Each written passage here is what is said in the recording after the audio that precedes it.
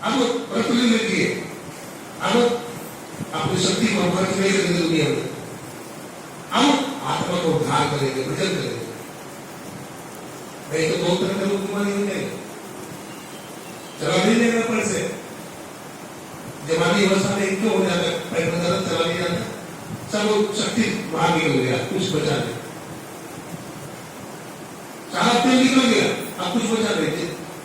कहते बोले पहली बार जल गई तेल, लिपट गई बाती, अब ले चल, जल गई तेल, लिपट गई बाती, ले चल हो रहा, अब जल गई तेल। और चलते तो धर्म और खल भट्टी करता है।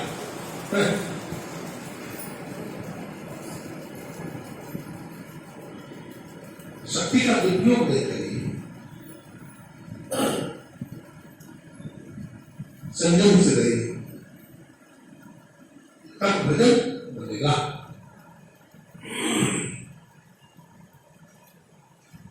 मानव का शरीर जो है ना अद्भुत है। हमारे गुरु महाराज कहते हैं अद्भुत अंतर की डगरिया, जा पर चलकर प्रभु मिलते। अद्भुत अंतर की डगरिया, जा पर चलकर प्रभु मिलते। दाता सतगुरु धन्य धन्य जो राह लखा देते। अद्भुत अंतर की डगरिया, जा पर चलकर प्रभु मिलते। अद्भुत अद्भुत स्पष्ट है क्या? अद्भुत क्या होता है? विचित्र, विचित्र, विलक्षण, विचित्र। अंतर की जो डगरिया है, यानी ईश्वर की तरफ जो रास्ता गया है, बड़ा विलक्षण है। उसी रास्ता पर चलकर के परमात्मा मिलते हैं। अच्छा, अद्भुत क्यों कहा? इस पर जरा विचार करें। देखिए, किसी चीज को देखना होता है तो आंख खोल करके देखते हैं। मैं आपको देख रहा हूं तो आंख खोल करके देखते हैं, आप भी हमको देखते हैं तो आंख खोल करके देखते हैं, किसी भी चीज को देखते हैं तो आंख खोल करके देखते हैं। लेकिन ईश्वर को देखना हो तो आंख बंद करके देखना पड़ेगा। ईश्वर को देखना हो तो आंख बंद करके देखेंगे, ध्यान में देखेंगे। यही अनुभूति देखते हैं। योगी लोग हमेशा ध्यान से रहता है। भगवान शंकर कैलाश पर्वत पर विराजमान है, समाधि में। भगवान विष्णु को देखिए शिव सागर में तो समाधि लगे बैठे। ऋषि मुनि को देखिए तो बाबा गोरखनाथ जी को देखिए तो आंख बंद करके बैठे हुए।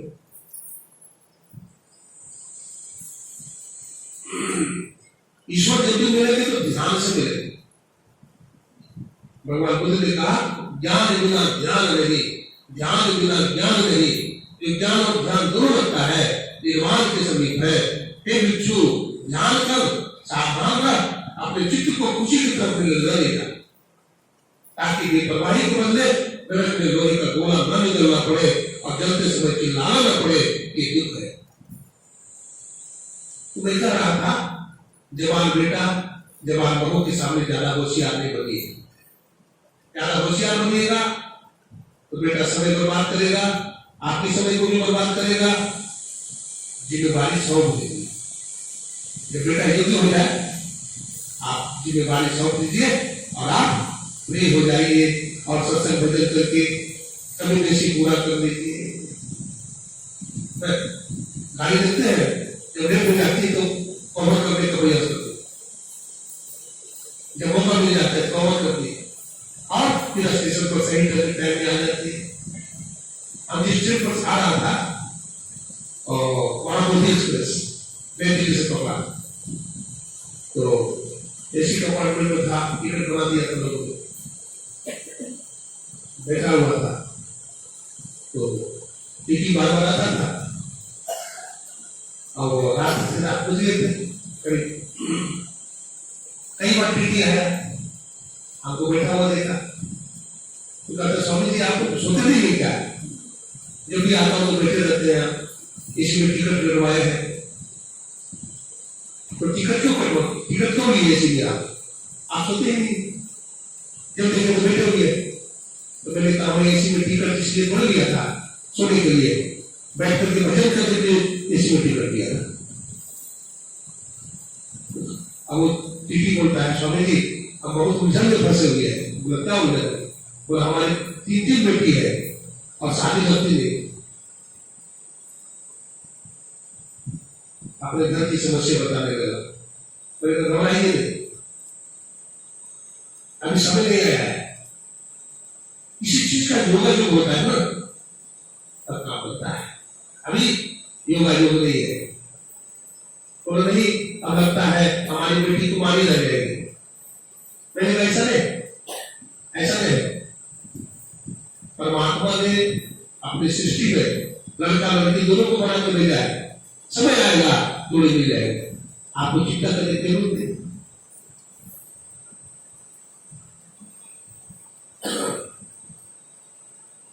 क्या सुना जाता है? मानव शरीर की विशेषता, ये मानव शरीर मिला है,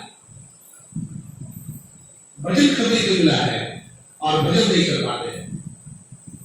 आप पुराना इतिहास पढ़िए, संत महात्माओं का पुराना इतिहास पढ़िए, राजा महाराजा का पुराना इतिहास पढ़िए। राजा महाराजा लोग भी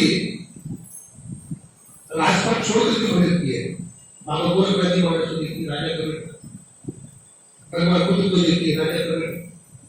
भगवान बुद्ध को राजकुमार था ना, जब उनका जन्म हुआ था तो ज्योतिषी ने देखा हंसने का, तो बड़ा प्रसन्न हुआ। महाराज आपका बेटा चक्रवर्ती राजा बनेगा। फिर बोलता है आपका बेटा योगी बन जाएगा, तो बड़ा दुखी हो गया। हमारा बेटा योगी बन जाएगा। बोला राजपाट का क्या होगा? हमारा इतना बड़ा साम्राज्य है महाराज, राजपाट का होगा क्या हमारा? बोला लक्षण तो ऐसा ही बता रहा, मैं मीठी बात तो बोलूंगा नहीं, जो आपके अस्त्र का मैं बता रहा हूं। आपका बेटा योगी बन जाएगा, परिवार की दीवार को तोड़ करके संपूर्ण दुनिया को अपना परिवार बनाएगा, तो बहुत बुरा होगा। ऐसा नहीं हुआ। तो ज्योतिष से पूछा महाराज कोई उपाय है इसको माया में बांध दे? तो हाँ उपाय है। बोला क्या? बोला इसका विवाह कर दीजिए। तो बहुत कम हो गए, गौतम बुद्ध का विवाह हो गया, कर दिया माता पिता ने। यशोधरा नामक सुंदरी कन्या से संतान भी हुआ, लेकिन वैराग्य में कोई कमी नहीं, 4 महीने में कोई कमी नहीं, वही सत्संग, वही भजन, वही आत्मतत्व बेटा।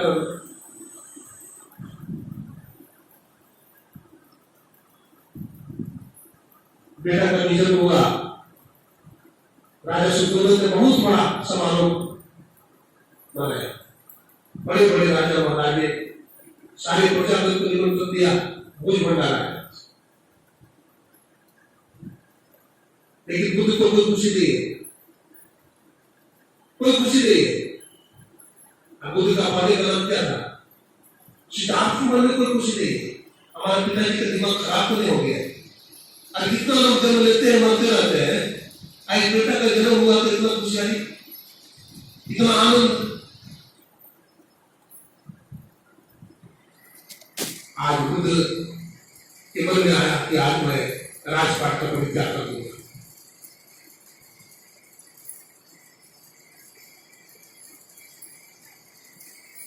लेकिन बुद्ध सोचे कि चलो अपना आखिरी टाइम में देख लेते हैं अपने बेटा को, अपनी पत्नी से मिल लेते हैं एक बार।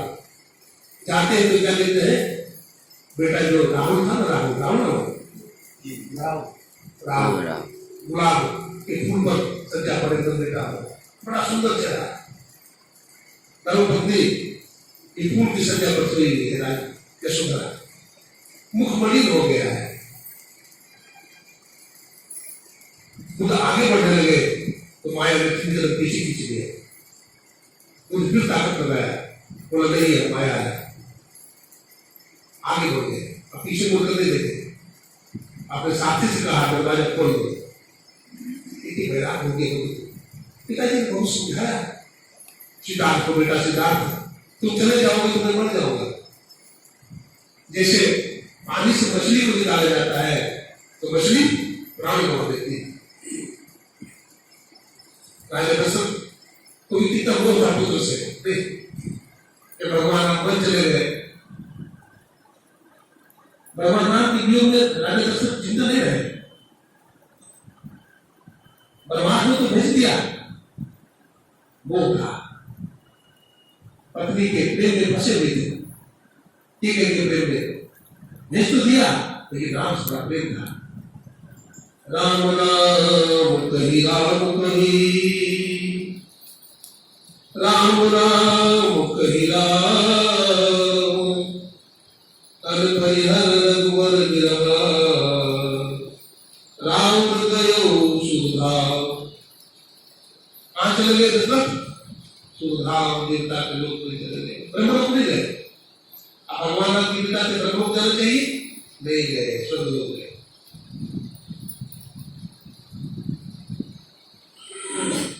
बड़ा समझाया राजा सुद्धोधन ने, बेटा ऐसा मत कर, हजारों लोग तुम्हारी सेवा करने के लिए तुम्हारे आदेश की प्रतीक्षा में हाथ जोड़े खड़ा, हजारों राज्य महाराज मंत्री, अब तू राजपाट छोड़ करके सन्यासी बनना चाहता है। तो हाँ पिताजी मैं तो सन्यासी बनूंगा। तो बेटा मैं मर जाऊंगा। सिद्धार्थ बोलता है पिताजी अगर हमें 3 चीज आप दे दें तो मैं सन्यासी नहीं बनूंगा। मतलब क्या बेटा मांग रहे? 3 चीज क्या बेटा? लाख चीज मांग रहे, मैं दे दूंगा, लेकिन तू सन्यासी मतलब। सिद्धार्थ ने क्या मांगा? पिताजी हम कभी मरे नहीं। तो बेटा ऐसा नहीं हो सकता, इस संसार में जो भी आया है वो मरेंगे। फिर मांगा हमारे शरीर में हम कभी बूढ़े नहीं हो, पूरा ऐसा भी नहीं होगा। हमारे शरीर में कोई रोग पैदा ना हो, हम कभी गरीब ना हो, पूरा ऐसा भी नहीं होगा। तो पिताजी ऐसा नहीं होगा तो मैं भी सन्यासी जरूर बनूंगा। और वो सन्यासी बनूंगे। एक बूढ़ा को देख करके वैराग्य हो गया, आदमी बूढ़ा भी होता है। एक मुर्दा को देख करके वैराग्य हो गया, आदमी मरता भी है। फिर पूछा क्या आदमी अमर हो सकता है? अपने साथी से पूछ रहा है क्या आदमी अमर हो सकता है? बोला हाँ महाराज, आदमी अमर भी हो सकता है। ऋषि मुनि संत महात्मा अमर हो जाते हैं। बोला वही काम करेंगे। क्या बोले? हम वही काम करेंगे। वही काम किया। जब बुद्ध का रथ निकलने लगा ना, बहुत बड़ा पाटा लगवा दिया था राजा सुद्धोधन कि निकले में, और नर्तकियां थी, नृत्य चलते रहता था। मुरझाया हुआ फूल को बुद्ध नहीं दे सकता, क्योंकि अगर मुरझाया हुआ फूल भी देख लेगा, टूटा हुआ दीवार देख लेगा तो इसको बैठा नहीं देगा। रंगीन दुनिया में था, लेकिन रंगीन दुनिया में विकास था। इसी को वैराग्य बोलते हैं। ये सुख मीठो, वो सुख दिखो, वो सुख दिखो, ये सुख मीठो। अब क्या होता है? बुद्ध का रथ निकला, फाटक लगा हुआ है, बंद है। बुद्ध इधर उधर देखने लगे, ध्यानस्थ हो गए बुद्ध। और जो भी ध्यानस्थ होते हैं तो 33 करोड़ देवी देवता पूल की बर्तन कराया और धड़ाम से फाटक खोल गए। बुद्ध बाहर निकल गए। जो काम बहुत उपाय करने पर भी नहीं बनता है, वो काम ध्यान रूप से आसानी से बन जाता है। हम लोग के जीवन में एक बहुत बड़ा संकट में फंस जाए, बहुत बड़ा दुख में फंस जाए, उसमें ध्यान करना चाहिए। आवाज आ जाती है। हमारी बहन बैठी हुई है, नीलम बहन जी, इनके घर में भी एक बार दुकान में आग लगी थी। मैं ध्यान में बैठा हुआ था, पता नहीं हमारे मन में क्या है। मैं तुरंत टेलीफोन लगाया कि लगता है कुछ संकट है, और ये बताती है बाबा हमारे दुकान में आग लगा हुआ है, पूरा दुकान चल रहा है, कपड़े चल रहे हैं, लेकिन गुरु महाराज की कृपा से बच गया। जब गुरु की कृपा जीवन में होती है, जब गुरु की कृपा ही प्राप्त हो तो प्राप्त किया। तो गुरु की कृपा प्राप्त होती है, गुरु के आदेश का पालन करें। क्या आदेश है गुरु का? आपकी असंग सुसाहिब सेवा। गुरु महाराज का आदेश क्या है? काल संध्या करो, ब्रह्मोत्तर में उठकर ध्यान करो, अपराध काल में ध्यान करो, सायं काल में ध्यान करो, स्तुति विनती करो, चलते फिरते मानस जप करो, 5 पाप से अपने आप को बचाओ। यही गुरु का आदेश है। बाकी अपना संसार का काम भी करो। देखिए 24 घंटे का दिन रात होता है। आज 24 घंटे का दिन रात होता है भाई, तो कम से कम 2 घंटा तो दे दो। जो परमात्मा ने आपको सब कुछ दिया है उनके लिए 2 घंटा दे दो। 22 घंटा में अपना काम करो। कोई आदमी तो आता है महाराज 2 घंटा 2 मिनट नहीं। अब ऐसा व्यक्ति का जीवन कैसा होगा? अपने जीवन में दुखी होगा तो कभी सुखी हो सकता है? नहीं हो सकता है। संत महात्मा बार बार कहते हैं मन पछते हैं अवसर बीते। बाबा सूरदास जी कहते हैं मन पछते हैं अवसर बीते। अवसर बीत जाएगा तो बताना पड़ेगा। जवानी में मस्त रहे इसको आप वो कहते हैं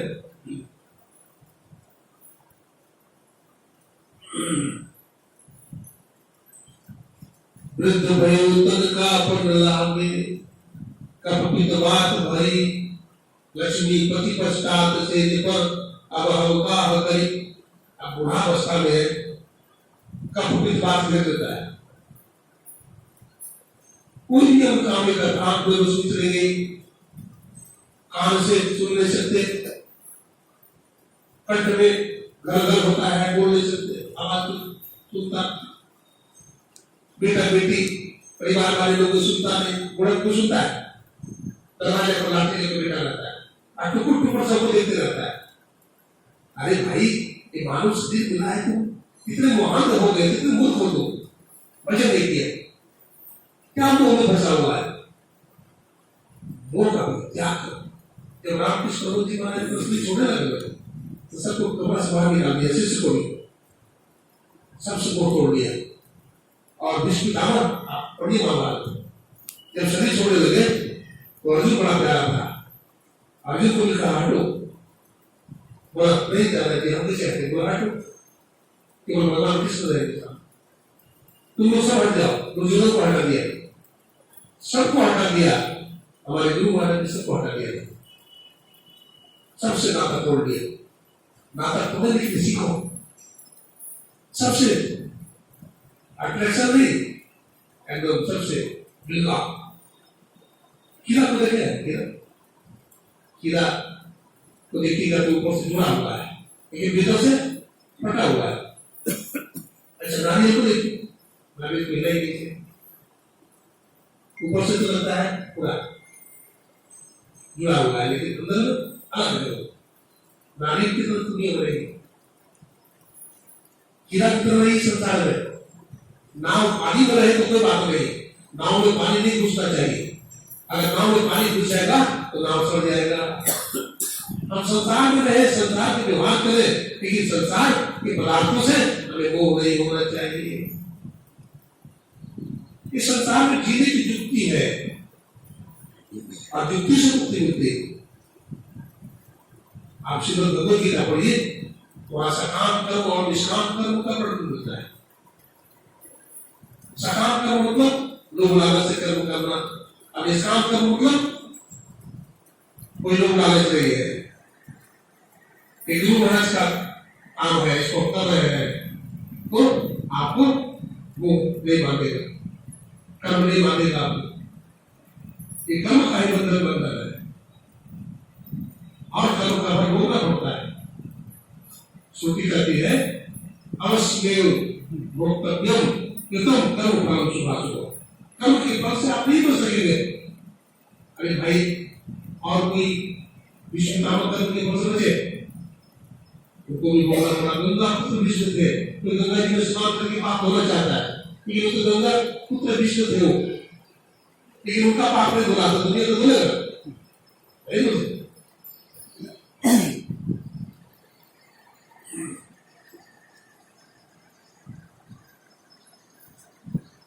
जो आदमी भजन करेगा, ध्यान करेगा, उसका उसका जीवन बनता है।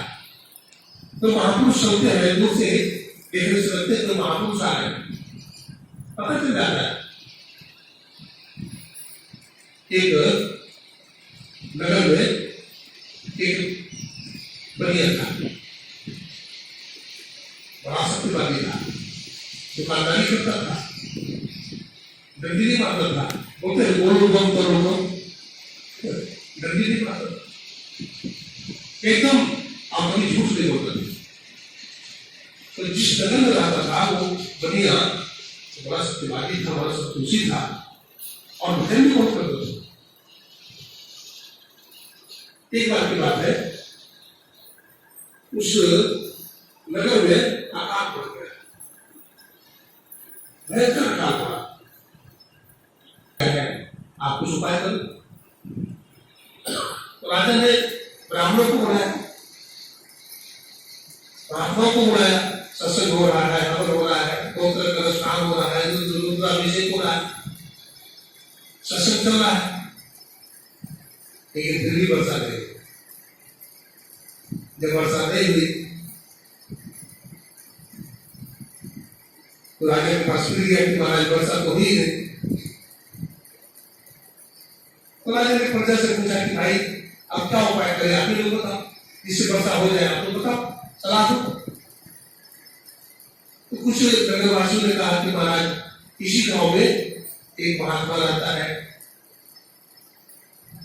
उस बनिया का नाम था रामदास। क्या नाम था? रामदास।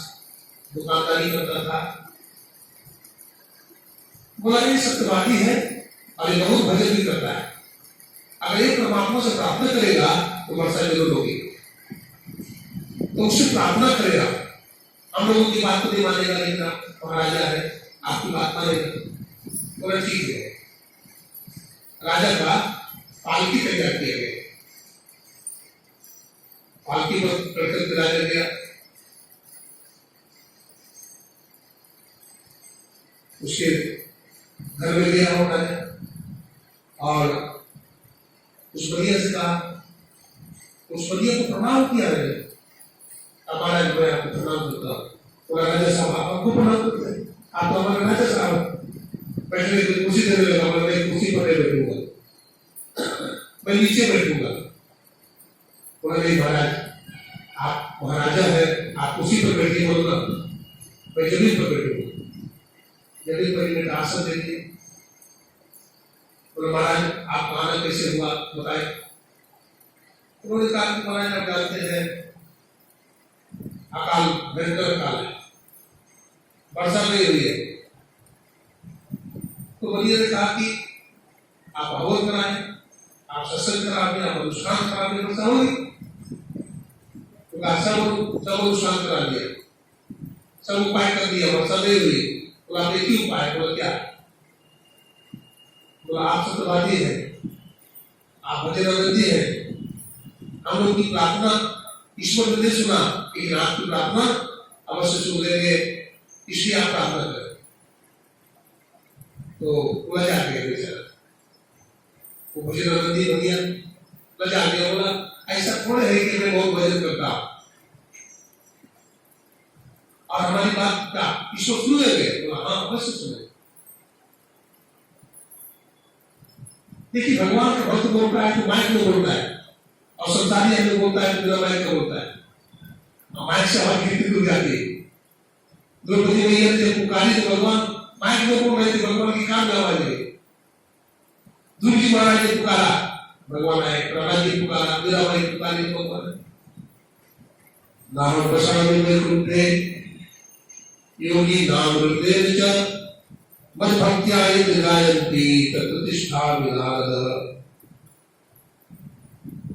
भगवान विष्णु कहते हैं हे नारद, मैं वैकुंठ में ले जाता हूं और योगों की हृदय में ले जाता हूं। हमारा भक्त जहां प्रेम से मुझको पुकारते हैं वहां मैं प्रकट हो जाता हूं। एक बड़ा हंसता है, परमात्मा से प्रेम हो जाए, गुरु से प्रेम हो जाए,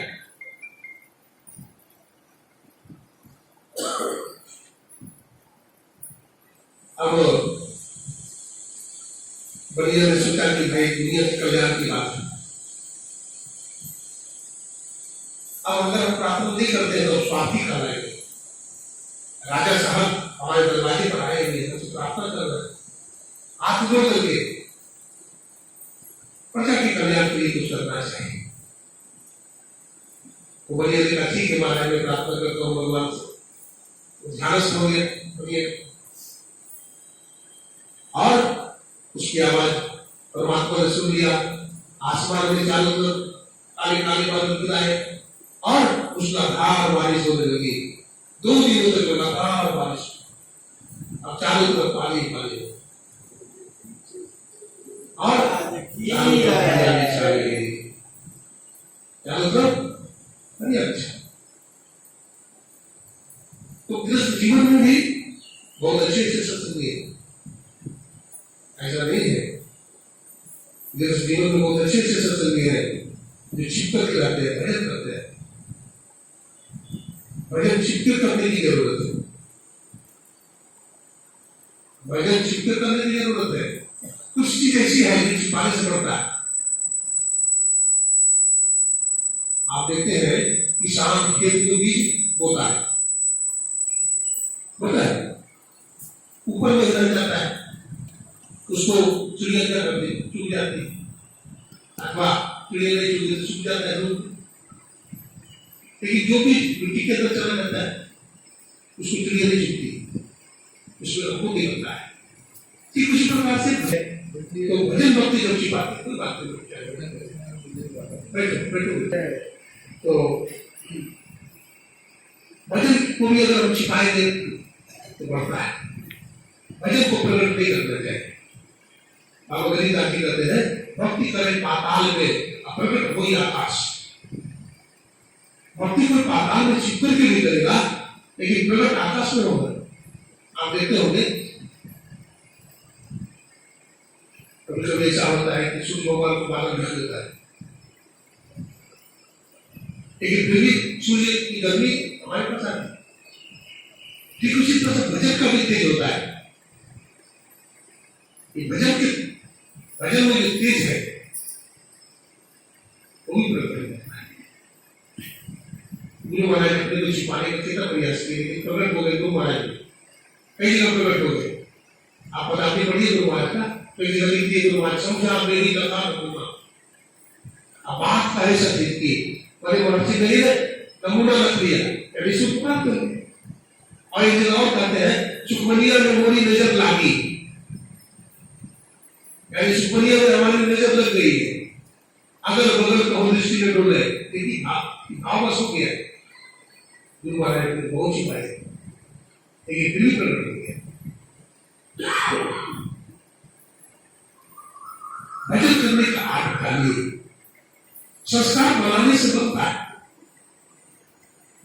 मान लीजिए किसी को भजन ज्ञान का संस्कार नहीं है, सत्संग में आने का संस्कार नहीं है, संस्कार बनाइए आप। आपको बच्चा मांस खाता है, मछली खाता है, अंडा खाता है, आप पर छोड़िए, आपके बच्चे पर प्रभाव पड़ेगा।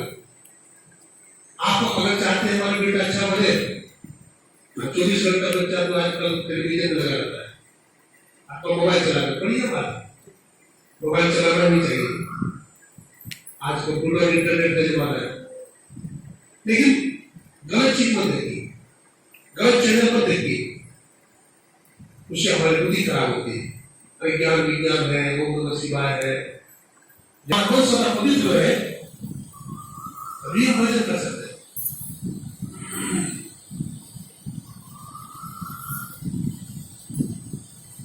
कितना समय हुआ?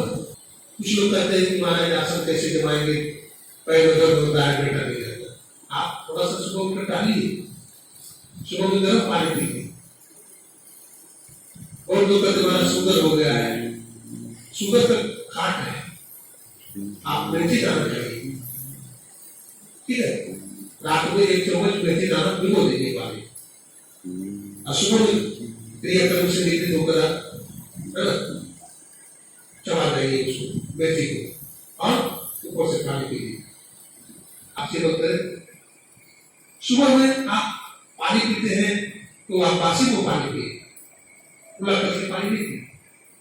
आपके रात में जब आपके सोते हैं बहुत सारे एंजाइम्स होते हैं, पॉजिटिव एंजाइम, अब उसको आप खुला करके फिर देते हैं तो निकल गया नहीं, ऐसी पानी पी लीजिए आप। अच्छा बंदर को देखिए ना, बंदर कभी मूड होता है मालूम, सिर्फ ऐसी 8 बजे तक सोया हुआ,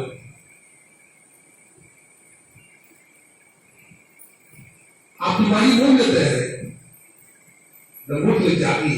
आजकल के बच्चे हॉस्टल में पढ़ते हैं, बच्चा से बैठा हुआ है, हॉस्टल में बच्चे से पढ़ते हैं, पिटा करते हैं, पूरे रात जब तक पढ़ते हैं, और सुबह में 4 बजे पर 5 बजे सो जाते हैं, अभी 12 बजे तक सो जाते हैं। ऐसा क्यों नहीं करो बच्चों? आप रात में ज्यादा से ज्यादा 9 बजे तक, 9:30 बजे तक सो जाओ, 10 बजे तक सो ही जाओ, और सवेरे नींद लेना जरूरी है। अगर 5 घंटा नींद ले लोगे तो फिर कॉन्फिडेंस नहीं होगा, सोना भी जरूरी है। आइंस्टीन का नाम सुने हैं, एल्बर्ट आइंस्टीन खूब सोते थे, हल्की बुद्धि के थे, वहां के एचएम ने उनका नाम काट दिया था, उनकी मां के पास पत्र लिख दिया। आइंस्टीन बहुत गरीब थे, उनके पिताजी मर चुके थे, तो भी नहीं दे पाते थे, तो वहां के एचएम ने कहा कि पत्र लिखा काजियर को कि आपका बच्चा हमारे स्कूल में पढ़ने योग्य नहीं है, ये बहुत गरीब है, पत्र दे दिया। आइंस्टीन स्कूल छोटा था, नर्सरी में पढ़ता था बेचारा, इंग्लिश में लिखा, क्या पढ़ेगा? अपने मम्मी को जाके दे दिया, उसकी मम्मी पढ़ लिया, मम्मी के आंख में आंसू आ गए, पति नहीं थे, घर में बड़ी गरीबी थी। तो आइंस्टीन बच्चे बहुत समझदार होता है, बच्चा बोलता मम्मी क्यों रो रही हो? नहीं बेटा कोई बात नहीं, नहीं मम्मी बताओ क्यों रो रही? बेटा अब तू गुनहगार हो, तो बहुत तेज होने पड़ते थे, अब तुम्हारी स्कूल बदली होगी, अब तुम्हारा दूसरे स्कूल में नाम लिखाएंगे। मास्टर साहब ने लिखा है तो आपका बच्चा बड़ा होनहार है, अब लिखा था तो बहुत बुद्धि का है, ये बहुत गरीब है, हमारे स्कूल में पढ़ने योग्य नहीं है, इसका नाम नहीं काटता। तो आंसू किसने कहा था? ये क्या बोलती है? मां बोलती है बेटा आइंस्टीन तो अपने स्कूल में सबसे इंटेलिजेंट हुआ है,